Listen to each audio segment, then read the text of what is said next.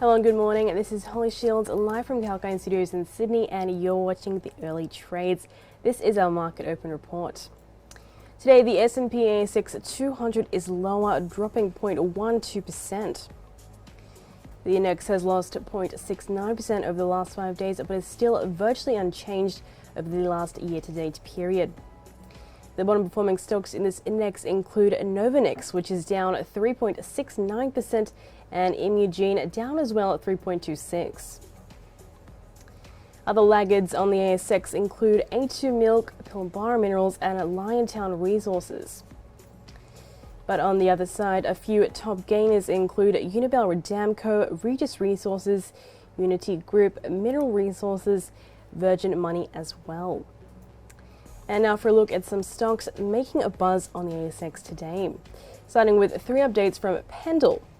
Pendal Group announced that it intends to commence an on-market share buyback of up to $100 million following the release of its financial results for the 6 months to March 31.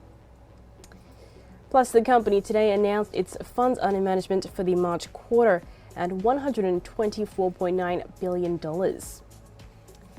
And the next update from the company refers to the conditional non-binding indicative offer received from the Perpetual Limited company to acquire 100% of the shares in Pendal by way of a scheme of arrangement. The Pendal board has assessed the indicative proposal and unanimously determined that it is significantly undervaluing the current and future value of Pendal and is therefore not in the best interest of shareholders. And also in the news today, G8 Education has provided a trading update for the first quarter of 2022. As flagged at the group's calendar year 2021 result, the high volume of Omicron cases in all markets materially impacted G8's revenue, occupancy performance, and employment costs in January and February as a result of the centre closures and isolation requirements. These impacts continue to flow into the early weeks of March and coincide with the devastating flooding in parts of Queensland and in New South Wales.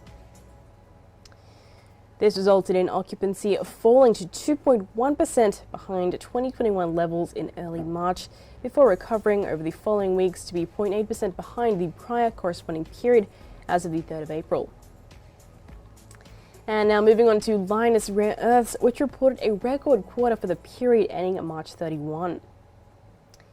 The excellent result is credit to their teams in both Malaysia and Australia, who have achieved increased production whilst managing the ongoing effects of the pandemic, plus global supply chain disruptions and logistics challenges. Record sales revenue of $327.2 million and sales receipts of $262 million were achieved. Market growth, particularly in the ND/Feb market, resulted in strong demand for Lynas's NdPr product family and for the HER compound as well. And this increased production allowed Lynas to meet the continued strong demand throughout the quarter. And also making news today, Iris Limited announced that it has decided not to proceed with the divestment of its UK mortgages business. Iris issued guidance for 2022, including the contribution from mortgages for the year. And with the divestment process ceasing, they'll now use the estimates, including mortgages, as the benchmark for performance. And that is a wrap on the early trades, but tune in for more only on Calcine TV. It's Holly Shields signing off.